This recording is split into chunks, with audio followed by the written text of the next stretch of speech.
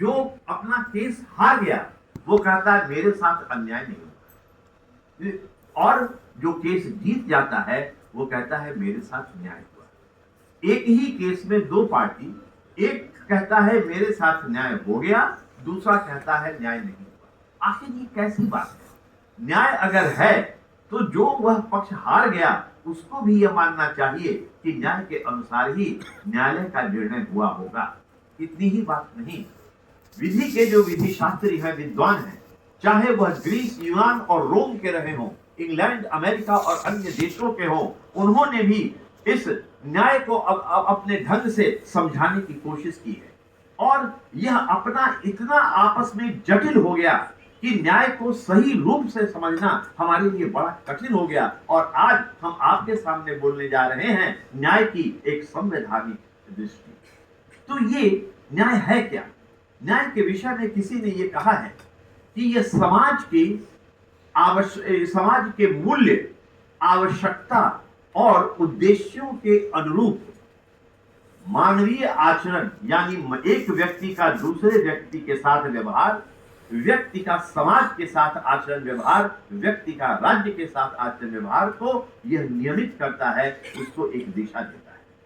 यहां पर एक चीज मैं समझाना चाहता हूं कि यहां तीन चीज न्याय के साथ जोड़ी गई। एक, जो विधि के जो मूल्य हैं, समाज के जो मूल्य हैं, समाज की जो आवश्यकता है और समाज के जो उद्देश्य है, इन तीनों के अनुरूप ही न्याय के अनुसार समाज में कार्य होना है। ये मूल्य कहां से आ रहा है? मूल्य किसी भी समाज में उसकी सभ्यता और संस्कृति से चलकर आती है। दूसरी तरफ जब हम कहते हैं समाज की आवश्यकता, तो समाज जैसे जैसे बदलता है, हम 19वीं, 20वीं और 21वीं शताब्दी में प्रवेश करते हैं, समाज की आवश्यकताएं भी बदलती चली जाती है। और सिर्फ मूल्य ही नहीं, आज के वर्तमान समाज में जो हमारे लिए आवश्यक है उन चीजों को, और समाज के जो उद्देश्य हैं, जिन उद्देश्यों को प्राप्त करना है, यानी भूत, वर्तमान और भविष्य, इन तीनों को मिलाकर न्याय के अनुरूप ही हम ये कार्यकलाप हमारे समाज में होते हैं। यह बात तो किसी विद्वान ने कही। दूसरी तरफ जो एक नैसर्गिक न्याय की परिकल्पना होती है, नेचुरल जस्टिस, उसमें स्टैमलर ने यहां तक यह कह दिया कि यह एक समाज में उपलब्धि या खुशी की एक उच्चतम अभिव्यक्ति है। और यह उच्चतम अभिव्यक्ति इस प्रकार कि जो समाज जैसा होगा, उसकी जो सभ्यता और संस्कृति जैसी होगी, उसके अनुसार ये विधि उस समाज के इन उद्देश्यों को प्राप्त करती है। यानी यह चीज जर्मनी के इस विद्वान ने हमारे सामने इस प्रकार रखने की कोशिश की थी। इसके बाद जब हम और आते हैं इस पर अध्ययन करने के लिए, तो हमारे सामने नाम आता है दो विद्वानों का। एक जॉन रॉल्स, जिन्होंने पुस्तक लिखी थ्योरी ऑफ जस्टिस, और दूसरा अमर्त्य सेन, जिन्होंने पुस्तक लिखी आइडिया ऑफ जस्टिस। इन दोनों पुस्तकों को मैं ध्यान में रख रहा हूं। आज जो कुछ मैं इस न्याय के संवैधानिक दृष्टिकोण के बारे में बात कर रहा हूं, इसके पीछे कई चीज हैं। सबसे पहले मैं जो इस चीज को स्वीकार करता हूं कि सबसे पहले कॉन्स्टिट्यूशनल विजन ऑफ जस्टिस नाम का एक लेख हमने कहीं भारत में किसी जर्नल में पढ़ा। उसके लेखक हैं दिल्ली विश्वविद्यालय के प्रोफेसर MP सिंह, जो कॉन्स्टिट्यूशनल एक्सपर्ट हैं। उन्होंने इनके विषय में लिखा। उस लेख को पढ़ने के बाद हमने फिर जॉन रॉल्स, अमर्त्य सेन और साथ ही साथ जो संविधान सभा में जो JB कृपलानी, भीमराव अंबेडकर जी के जो विचार व्यक्त हुए, उन सभी को ध्यान में रखते हुए हमने अपने विचारों को अपनी तरह से उसमें समझने का प्रयास किया है। और मैं कोशिश करूंगा कि मैं इस विषय के साथ न्याय कर सकूं। सबसे बड़ी चीज तो ये है कि रॉल्स की थ्योरी ऑफ जस्टिस, इस पुस्तक की बड़ी चर्चा पूरे विश्व में। और वह किस लिए?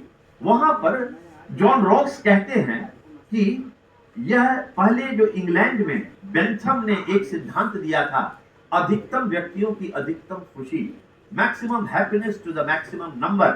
और यह सिद्धांत जो उपयोगितावादिता का सिद्धांत था, ये बड़ा प्रचलित हुआ और इंग्लैंड को लगा कि इससे अच्छी परिभाषा शायद दी नहीं जा सकती। लेकिन इन सब चीजों के अतिरिक्त भी इन चीजों को ध्यान दीजिए कि जॉन रॉल्स जो कहते हैं, ये क्या बिल्कुल सही है? अधिकतम व्यक्तियों की अधिकतम खुशी, अगर इसका मतलब कि जो बहुसंख्यक हैं उनकी तो खुशी, अल्पसंख्यक की खुशी का क्या होगा? हम सारी इस बात पर उड़ जाते हैं कि अधिकतम व्यक्तियों की अधिकतम खुशी और उन्हीं चीजों को ले चलते हैं। लेकिन जॉन रॉल्स इसके साथ ही साथ एक दिशा भी हमको देते हैं, और दिशा कहते हैं कि जो एक अल्पसंख्यक है, माइनॉरिटी है, जिनको संसाधन उपलब्ध नहीं है, जिनके साथ न्याय नहीं है, उनके साथ अधिक न्याय होना चाहिए। और इन चीजों को जॉन रॉल्स ने अपने साथ रखने की को जरूरत को महसूस किया। क्यों?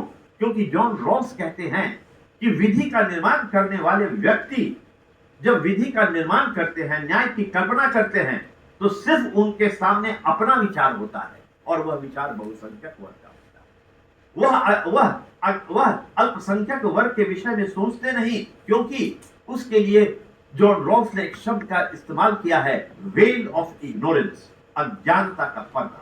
वह अज्ञान होते हैं अल्पसंख्यक वर्ग के इस अपेक्षाओं को लेकर के, और इसी रूप में वह एक राजनीतिक दर्शन देता है जॉन ऑस्टिन इस रूप में हमारे सामने। इसके बाद जो आते हैं अमर्त्य सेन। अमर्त्य सेन ने जो न्याय की पृष्ठभूमि हमारे सामने रखी है, आइडिया ऑफ जस्टिस में, उन्होंने सारी चीज वो एक वेलफेयर इकोनॉमिक्स के आधारशिला पर है।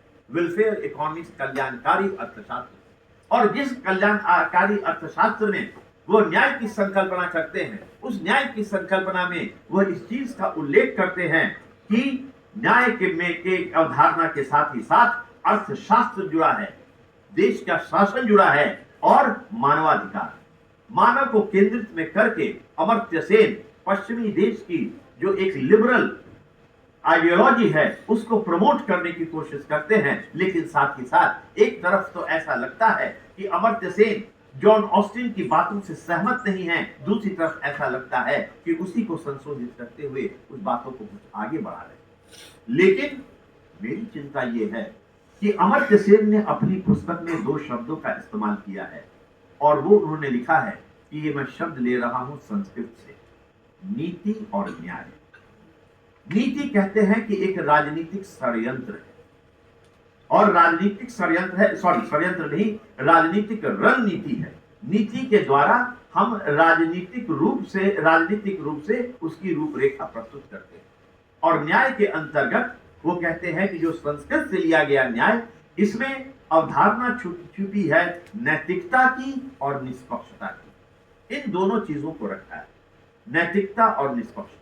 लेकिन मैं आपको यह कहना चाहता हूं कि जब इसकी हम गहराई में प्रवेश करते हैं, जॉन रॉल्स और अमर्त्य सेन की पुस्तकों को हम पढ़ने की कोशिश करते हैं और अन्य विचारों से इसे जोड़ने की कोशिश करते हैं, तो ऐसा लगता है कि अमर्त्य सेन कहीं गलत है।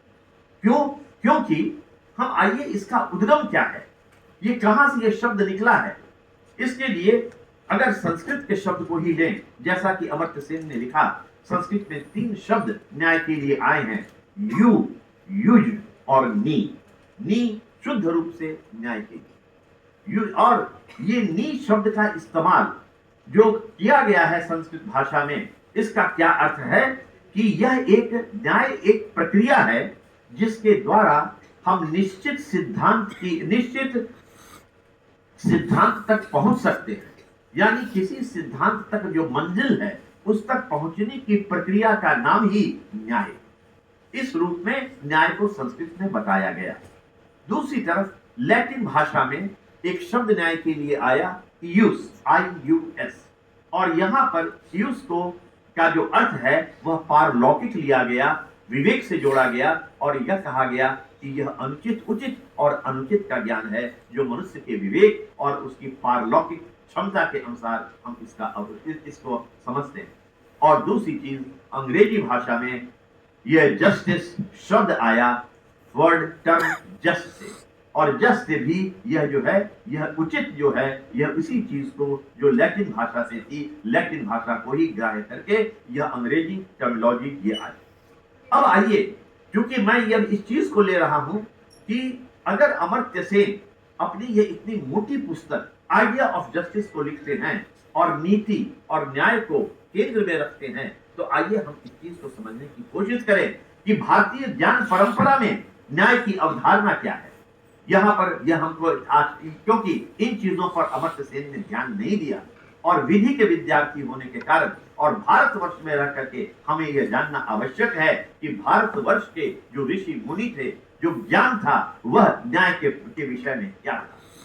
वैदिक जो भारत की 6 वैदिक शाखाएं थी और इन 6 वैदिक शाखाओं में न्याय दर्शन एक वैदिक शाखा रही है और इस वैदिक शाखा का प्रवर्तन करने वाले ऋषि थे गौतम सूत्र उन्होंने दिया और ये कहा जाता है कि गौतम सूत्र विश्व की प्राचीनतम ग्रंथ है न्याय पर, इससे पुरानी कोई ग्रंथ ही नहीं।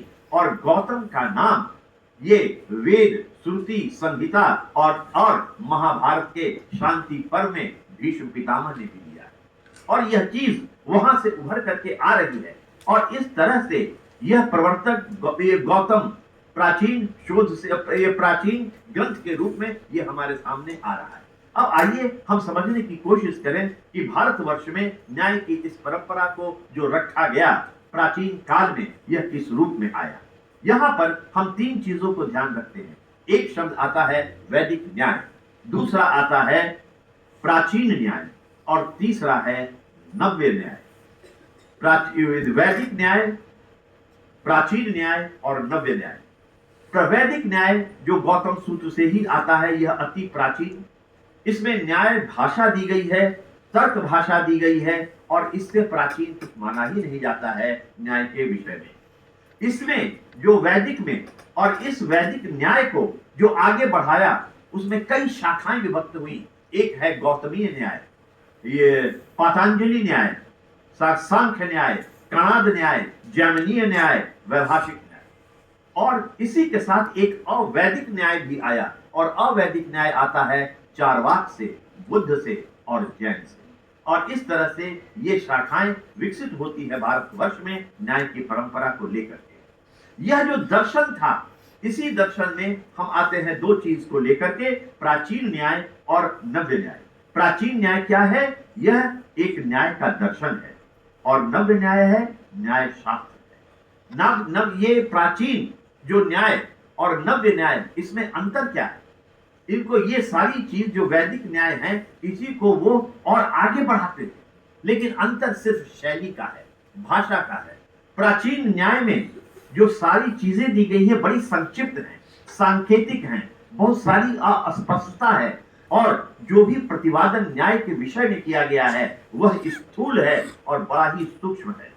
दूसरी तरफ जो नव्य न्याय है जो इसको और आगे बढ़ाता है, इसमें तर्क शास्त्र को महत्व दिया गया, तर्क विद्या को महत्व दिया गया, लेकिन यह प्राचीन न्याय की अपेक्षा यह शालीनता के कारण बहुत कुछ अस्पष्ट है, विषय प्रसादन भी बहुत अस्पष्ट है और विषय का जो ज्ञान है उसको भी समग्रता से यह स्पष्ट करता है। साथ ही साथ वात्सायन भाष्य में यह कहा गया है कि प्रमाणेरर्थः परीक्षणम न्याय, यानी प्रत्यक्ष प्रमाण द्वारा पदार्थ का परीक्षण। यह अपने आप में महत्वपूर्ण, इन सब चीजों की विस्तृत व्याख्या करना संभव नहीं है, लेकिन आइए हम इन चीजों को लेकर के इस प्रकार न्याय की अवधारणा लेकर के चलते हैं और अंत में भारतवर्ष में हम पाते हैं कि जो प्रक्रियात्मक न्याय है, जो प्रोसीजरल जस्टिस है, ये प्रक्रियात्मक न्याय, इसको भी अप्लाई लागू किया गया न्याय के संचालन में और यह चीज हमारे सामने आती है। इस पृष्ठभूमि के बाद अब हम दूसरी चीज आते हैं, सोच क्या थी।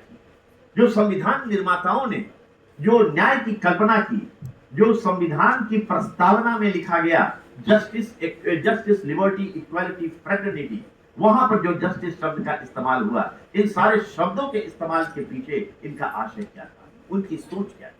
और यह सोच भी हमारे लिए बड़ी महत्वपूर्ण हो जाती है, क्योंकि यहां हम याद करते हैं कि 4 नवंबर 1948 को भीमराव अंबेडकर जी ने जो संविधान सभा में जो अपना व्याख्यान दिया, उसमें भी इन चीजों पर प्रकाश डाला कि इसमें नैतिकता के अंश है। ये जो प्रस्तावना बन रही है, यह नैतिकता के अंश इसमें विद्यमान है, इसमें निष्पक्षता का अंश विद्यमान है, और इस प्रकार अंबेडकर जी के ऊपर एक पुस्तक लिखी गई कि अंबेडकर जी का नैतिक लोकतंत्र के रूप में क्या विचार था। और इस पुस्तक में यह विशेष रूप से बताया गया है कि लोकतंत्र की अवधारणा में यह नैतिकता किस प्रकार महत्वपूर्ण है, और यह जो न्याय की संकल्पना है इसको नैतिक रूप से हम देखते हैं।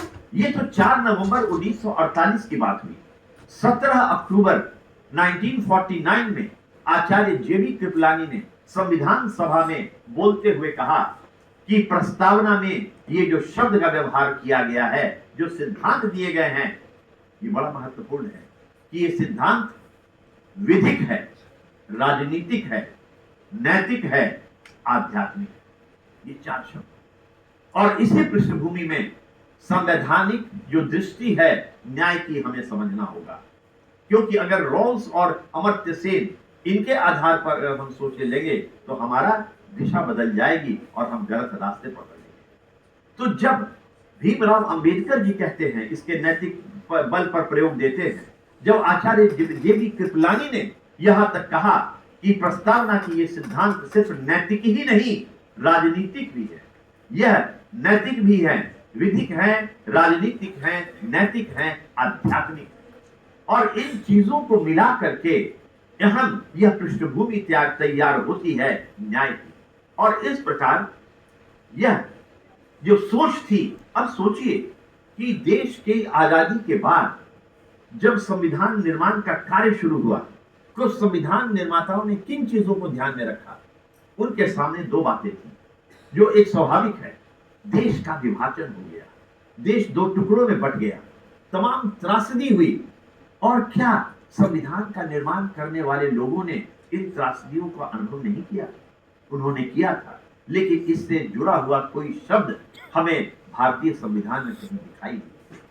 उनके दिमाग में ये चीजें नहीं थी, तो आखिर कौन सी चीज महत्वपूर्ण थी?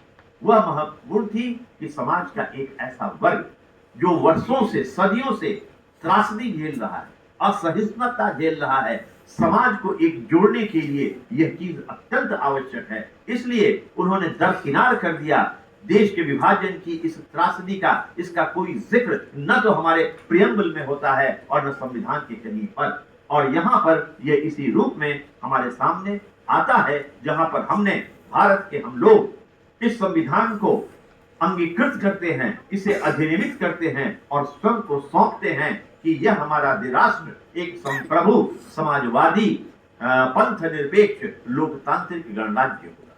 ये शब्द जो हैं सॉवरेन, तो ये सोशलिस्ट, सेक्युलर, डेमोक्रेटिक, रिपब्लिक, ये इसकी दृष्टि नहीं है। यह समाज की एक संरचना है, और यह समाज की संरचना में जो हम संप्रभु और समाजवादी और पंथ निरपेक्ष और लोकतांत्रिक गणराज्य की हम कल्पना कर रहे हैं, इसका कहीं न कहीं एक इशारा हमें प्राचीन काल से आता हुआ मिल रहा है। ऐसा नहीं है कि 1950 में इन चीजों को हमने एकाएक ले लिया।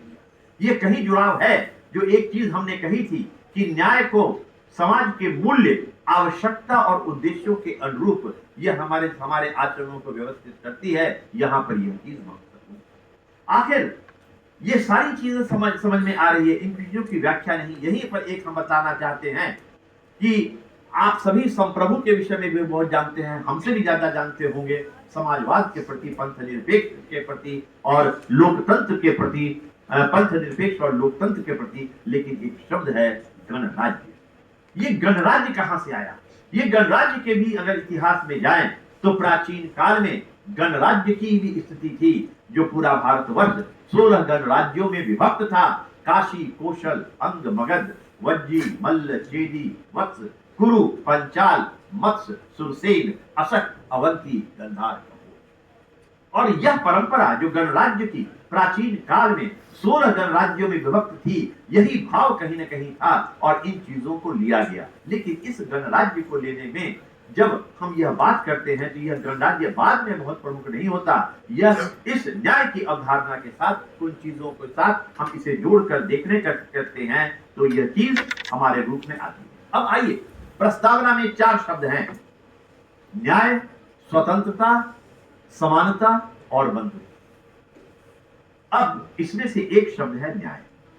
न्याय को हमने 3 भागों में विभक्त कर दिया।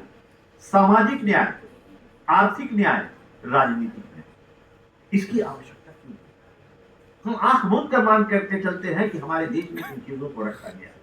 दूसरा प्रश्न यह होता है, हम स्वयं से पूछना चाहते हैं कि संविधान निर्माताओं ने सबसे पहले राजनीतिक न्याय की कल्पना क्यों नहीं की, आर्थिक न्याय की कल्पना क्यों की, सामाजिक न्याय की कल्पना ही पहले क्यों कर? यह आश्चर्य की बात है। इसके पीछे भी कहीं संविधान निर्माताओं की कोई न कोई सोच अवश्य रही होगी। यहां आपको हम बतलाते हैं 1971 के बाद जो बांग्लादेश का संविधान बना, ये बांग्लादेश का संविधान भारतीय संविधान का भी एक परिमार्जित स्वरूप है, किसी न किसी रूप में है।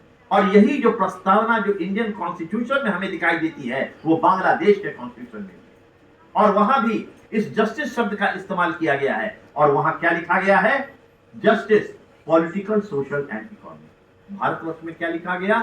Social, economic and political. ये बड़ी सोच की बात। आखिर बांग्लादेश के लोग ने राजनीतिक न्याय को प्रथम स्थान दिया, सामाजिक और आर्थिक न्याय को बाद में छोड़ दिया। भारतवर्ष में संविधान निर्माताओं ने सामाजिक न्याय को प्रथम स्थान दिया और उसके बाद अन्य। कारण यह था कि सामाजिक न्याय, जो सामाजिक सहिष्णुता, सहभागिता, लोगों के साथ अन्याय, इन चीजों को जो ध्यान में रखा, इसलिए इन परिस्थितियों को देखते हुए अगर भारतवर्ष भी देश की आजादी, अंग्रेजों का जो एक आधिपत्य रहा 200 वर्षों का, इनको अगर ध्यान में रखा होता, देश के विभाजन को शायद रखा, तो शायद राजनीतिक न्याय की बात सबसे पहले आई। लेकिन इन चीजों को ध्यान न रखते हुए हमारे संविधान से निर्माताओं ने आर्थिक न्याय को सबसे सामने रखने की कोशिश की। अब इसके बाद दूसरा आता है स्वतंत्रता। स्वतंत्रता, जो इस स्वतंत्रता में 5 चीजें हैं। एक विचार, अभिव्यक्ति, विश्वास, आस्था और उपासना। हर व्यक्ति को यह अधिकार है, और यह व्यक्ति को जो अधिकार है, उपासना का अधिकार हो, अब विचारों का विचार रखने का अधिकार, अभिव्यक्त करने का अधिकार, उसके आस्था का अधिकार और उसके विश्वास का अधिकार, ये चीज स्वतंत्रता है। यानी यहां हमने केंद्र में किसको रखा? व्यक्ति के अधिकार को। और व्यक्ति का अधिकार अत्यंत महत्वपूर्ण है। यह बात फ्रांस के लिबर्टी, इक्वालिटी और फ्रेटर्निटी से लोग कहते हैं कि आता हो, लेकिन मैं इस बात को नहीं मानता। ये बाल गंगाधर तिलक ने सबसे पहले ध्यान आकर्षित किया था। स्वतंत्रता हमारा जन्म सिद्ध अधिकार है। यह अधिकार हमारे जन्म से है। मानव के रूप में हम पैदा हुए हैं, यह अधिकार हमारे हैं। और यही परिलक्षित होता है कहीं न कहीं यह स्वतंत्रता की अवधारणा में, जहां हम यह कहते हैं कि यह विचार, अभिव्यक्ति, विश्वास, आस्था और उपासना का यह अधिकार, जिसकी व्यक्ति मांग करता है राज्य से कि तुम इन अधिकारों का संरक्षण करो, यह तुम्हारा दायित्व है। यह, और हम इस चीज का दावा करते हैं कि यह मेरा अधिकार है, हमें मिलना चाहिए। तो इस प्रकार यह जो स्वतंत्रता है, यह अधिकार प्रमुख है। दूसरी तरफ जब हम समानता पर आते हैं, तो समानता में क्या है? स्थिति होनी चाहिए, इक्वालिटी की, समानता का, और इसके अवसर मिलने चाहिए। यहां हम अधिकार की बात नहीं करते कि अवसर हमको अधिकार है। यहां हम कहते हैं कि राज्य का दायित्व, यह राज्य का कर्तव्य है कि वह हमें अवसर प्रदान करे, यह हमें वह स्थिति प्रदान करे। हम ये नहीं कहते हमारा अधिकार है, यानी इसकी पृष्ठभूमि ही बिल्कुल अलग है। अन्यथा इस इक्वालिटी को शायद हम लिबर्टी में ही जोड़ दिए हो। लेकिन कहीं ना कहीं इन चीजों को अगर हम अध्ययन करते हैं तो लगता है कि लिबर्टी में, स्वतंत्रता में यह अधिकार प्रमुख, और समानता में यह दायित्व प्रमुख, यह कर्तव्य प्रमुख है। और कहीं ना कहीं केंद्र में व्यक्ति है। केंद्र के व्यक्ति कहता है कि यह हमारा अधिकार है, हमको मिलना चाहिए। और दूसरी तरफ राज्य को इंगित करता है कि आप राज्य हैं, आपको ये चीजें हमें प्रदान करनी चाहिए। तीसरी चीज है बंधुत्व। और बंधुत्व ये जो 2 चीजों को कहता है, एक तो है व्यक्ति की गरिमा और राष्ट्र की अखंडता। ये दोनों शब्दों का इस्तेमाल यहां हुआ है।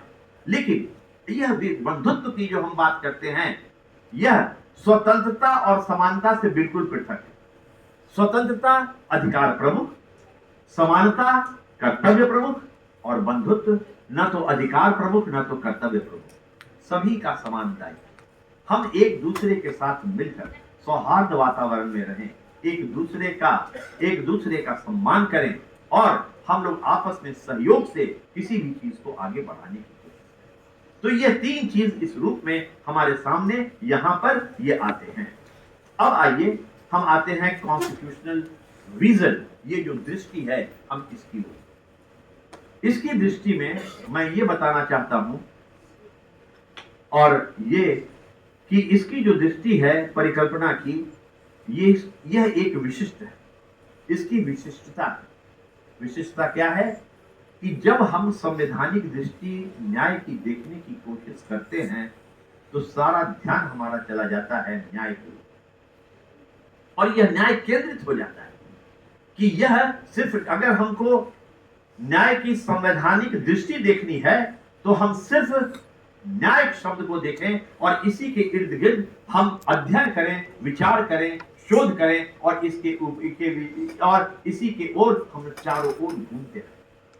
देखिए दूसरी तरफ अगर इस विशिष्टता को और हम आगे बढ़ाएं तो क्या होगा कि हमने से कोई सामाजिक न्याय को पकड़ ले, ये बहुत महत्वपूर्ण, कोई आर्थिक न्याय को पकड़ सकता है, कोई राजनीतिक न्याय को पकड़ सकता है। यानी एकेडमिक क्षेत्र में इस प्रकार के प्रयोग किए जा सकते हैं और इस प्रकार चाहे हम वह सामाजिक न्याय की ओर केंद्रित हो जाएं, आर्थिक न्याय की ओर केंद्रित हो जाएं या ये राजनीतिक न्याय की ओर केंद्रित हो जाएं, यह बिल्कुल एक विशिष्ट है, वह स्पेसिफिक है, हम वहीं तक न्याय की संकल्पना को केंद्रित करते हैं। दूसरा इसके विपरीत जो बात आता है वो है परिकल्पना की समादेशिता। वो समादेशिता क्या है कि न्याय की कल्पना में, न्याय की जो दृष्टि है भारतीय संविधान में, इसमें स्वतंत्रता, समानता और बंधुत्व जुड़े हुए हैं, इनको पृथक नहीं किया जा सकता। भारतीय संदर्भ में अगर हमें न्याय की परिकल्पना देखनी है, संवैधानिक दृष्टि को समझना है, तो हमें इसे स्वतंत्रता, समानता और बंधुत्व से जोड़ना पड़ेगा। और इसी कारण है कि यहां पर मैं इन चीजों का उल्लेख करना चाहूंगा कि यह जो स्वतंत्रता, यद्यपि बाल गंगाधर तिलक से ये चीज आई, स्वतंत्रता की बात, ये जो समानता की बात है, समानता की जो इक्वालिटी की बात करते हैं, भारतवर्ष में रामानुजाचार्य ने सदियों वर्ष पहले सारा जीवन खपा दिया इस समानता के सिद्धांत को पर काम करते हुए और इन चीजों को काफी आयाम दिया। और यह जो समानता का जो भारतीय दृष्टिकोण है वो रामानुजाचार्य से प्रारंभ होता है और आज भारतवर्ष में रामानुजाचार्य की भी ये प्रतिमा कहीं लगाई गई है। एक दो वर्ष पहले हमने अखबारों में इन चीजों को पढ़ा। इसके साथ ही साथ जो बंधुत्व है, बंधुत्व ये क्या है? बंधुत्व में है सदाचार। सदाचार ये क्या है?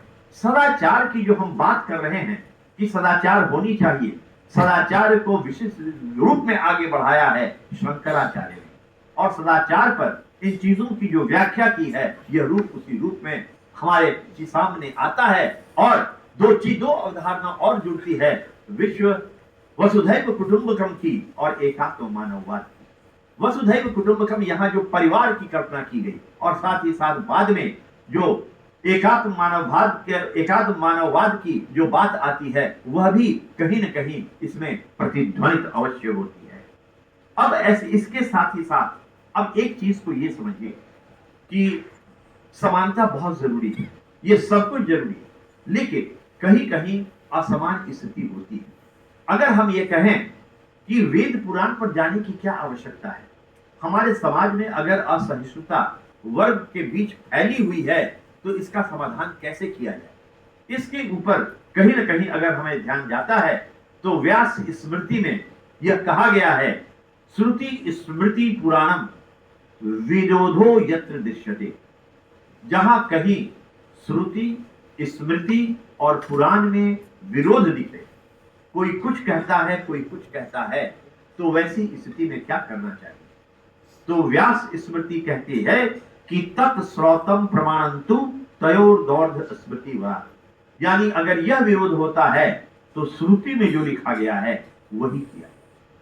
अब यहां यह कहने का प्रसंग मैं ये कह रहा हूं कि वेद में वर्गों के बीच यह असमानता कि ऊंचा नीचा का भेदभाव नहीं था, वह एक सदाचार की कल्पना थी, सौहार्द का वातावरण था। लेकिन बाद में जब संसाधन बढ़े और समाज की मानसिकता बढ़ी, लोभ, क्रोध, मद और से, तब कहीं न कहीं राज्य की कल्पना की गई और इसमें एक त्रिवर्ग का सिद्धांत आया, जहां धर्म, अर्थ और काम को जोड़कर यह त्रिवर्ग आया और त्रिवर्ग के द्वारा इसकी समस्या का समाधान कर। ये जो व्यास स्मृति में कहा गया, ये क्या कहा गया कि अगर इन तीनों में विरोध हो तो किसको माने? यहां ये कहा गया कि अगर विरोध हो तो श्रुति पर। श्रुति क्या है? वेद।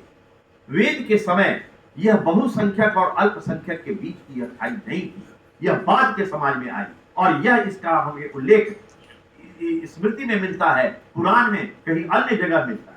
तो इसका मतलब कि पुराण में कहीं कुछ लिखा गया, स्मृति में कहाँ कुछ लिखा गया और वेद इसकी चर्चा ही नहीं करता, तो हम किस चीज को प्राथमिकता दें? वहां पर यह व्यास स्मृति हमें साफ इंगित करता है कि वेद में जो लिखा गया है हम उसी तरह सदाचार की बात करें, वसुधैव कुटुंबकम की कल्पना करें और मनुष्य के जीवन में इस सौहार्द वातावरण और शायद इसी में यह न्याय की संकल्पना विद्यमान है।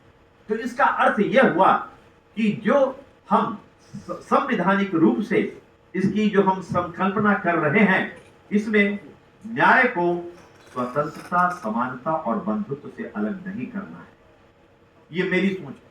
आप इस पर कुछ और शोध कर सकते हैं, इस ज्ञान को और आगे बढ़ा सकते हैं, लेकिन इस विषय में भीमराव अंबेडकर जी ने भी इस चीज के विषय में कहा है कि यह जब ऐसी स्थिति होती है, भीमराव अंबेडकर जी ने भी ऐसा कहा है कि एक त्रिवर्ग है। इन्होंने कहा कि एक ट्रिनिटी है। इस शब्द का इस्तेमाल भीमराव अंबेडकर जी ने कहा है। वो ट्रिनिटी क्या है? ट्रिनिटी है लिबर्टी, इक्वालिटी और फ्रेटर्निटी। ये ट्रिनिटी न्याय की संकल्पना में समाहित है।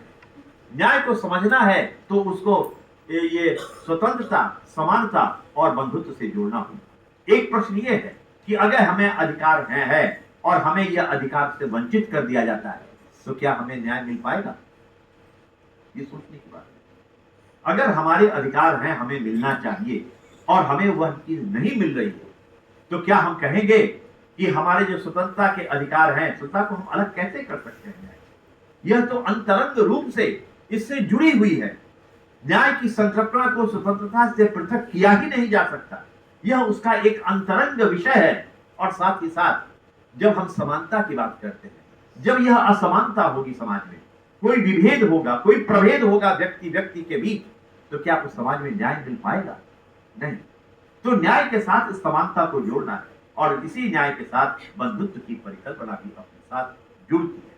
और इसी में जब हम वसुधैव कुटुंबकम की बात करते हैं तो पूरी वसुधा को एक कुटुंब की कल्पना की गई, एक परिवार की। और यही एकात्मवाद का जो सिद्धांत है वह केंद्र में व्यक्ति है। केंद्र व्यक्ति के चारों ओर घेरा जो है वह परिवार का है। परिवार के बाहर जो घेरा है वह समाज का है। समाज के बाहर जो घेरा है वह राष्ट्र का है और राष्ट्र के बाहर जो घेरा है वह पूरे ब्रह्मांड का है। इस प्रकार एक तारतम्यता, एक केंद्र में व्यक्ति से लेकर के ब्रह्मांड तक जोड़ने का प्रयास इस न्याय की संकल्पना में यह भारतीय संविधान हमें देता है। इसके साथ ही साथ और अंत में हम इन चीज पर आ रहे हैं कि यह जो न्याय की प्राप्ति है, सिर्फ यह एक आइडियल पिक्चर है प्रस्तावना में, या इसके लिए संविधान में कुछ दिशा भी हमको दी गई है। वह दिशा हमें दिखाई देती है अनुच्छेद 32 और 226। यह 32 और 226, इसको ध्यान दें तो इसमें दो भाव है, एक युक्ति का और दूसरा योजना का। एक योजना है कि इस लक्ष्य तक, इस साध्य तक हम कैसे पहुंच पाए। यह एक लक्ष्य है, समाज को इस रूप में पहुंचना है, इस साध्य तक हमें पहुंचना है, इस मंजिल तक पहुंचना है। और यह हमें बताती है योजना। और इस योजना में महत्व आता है युक्ति का। युक्ति क्या है? युक्ति एक कड़ी है। यह इस साध्य को साधना से जोड़ती है कि साध्य की प्राप्ति के लिए साधन आवश्यक है। उस साधन के माध्यम से हम साध्य की प्राप्ति कर सकते हैं और इस कड़ी को जोड़ने की बात, यह जो युक्ति है, यह इसी के अनुसार है। और यह भाव कहीं न कहीं अनुच्छेद 32 और 226 में देखने को मिलता है। दूसरी तरफ अन्य जो चीज है वह अनुच्छेद 38(1) जो भारतीय संविधान का है। ये 38(1) में कहा गया है, शब्द का इस्तेमाल हुआ है यहां भी, न्याय, सामाजिक, आर्थिक और राजनीति। ये 38(1) में भी इसका इस्तेमाल हुआ 42वें संशोधन के बाद। और इसमें यह आया कि समाज की व्यवस्था इस प्रकार नियोजित होनी चाहिए कि राष्ट्रीय जीवन का हर भाग, हर संस्थाएं इन चीजों से अभिप्रेत हो। किन चीजों से? सामाजिक न्याय, आर्थिक न्याय और राजनीतिक न्याय। इसकी परिकल्पना, एक दिशा अनुच्छेद 38(1) में दी गई और यह चीज इस प्राप्ति के एक साधन, एक कड़ी के रूप में हमारे सामने दी। इसी 42वें संशोधन के बाद जब दूसरी चीज हमारे सामने आती है संशोधन के अनुसार, वह है अनुच्छेद 39 का। ये 39 का जो बाद में जोड़ा गया, इसमें किन चीज को महत्व दिया गया? निःशुल्क विधिक सहायता, कि लोगों को न्याय की प्राप्ति हो सके। Access to justice. Access to justice कैसे होगा? ये सिर्फ इसलिए ध्यान देना होगा कि जो निर्बल वर्ग है, जो इतना पैसा खर्च नहीं कर सकता, जिसे इस चीज की जानकारी नहीं है, उसे निःशुल्क दिया जाए। यह भी न्याय की दिशा में एक बहुत बड़ा कदम है। और जो भी विधि संकाय इस क्षेत्र में काम कर रही है निःशुल्क विधिक सहायता के रूप में, यह राष्ट्र के इस कार्य को अपने आप से जोड़ रही है और यह बहुत बड़ा योगदान है ये किसी भी विधि संकाय। तो अंत में मैं ये कहना चाहता हूं कि न्याय की जो संकल्पना, जो संवैधानिक दृष्टि है, वह अभी तक की जो न्याय की संकल्पना है उससे पृथक है। उसके नजर से, उसके चश्मे से देखने की जरूरत नहीं है। और अंत में मैं यही कहूंगा कि देश के भूत, वर्तमान और भविष्य को के आलोक में मानव जीवन के बीच जो सौहार्द, परस्पर सहयोग और सहभागिता होनी चाहिए, वहीं पर न्याय की संकल्पना दिखती है। और दूसरी चीज कि इस विधि संकाय में मैं इन चीजों पर जोर देना चाहता हूं कि न्याय के साथ जुड़ा है स्वतंत्रता, समानता, बंधुत्व। यह इससे पृथक नहीं है, यही इसका एक मूल भाव है और इसके मूल भाव को ही ध्यान में रखते हुए हम न्याय को, संवैधानिक दृष्टि को सही ढंग से समझ सकते हैं। धन्यवाद।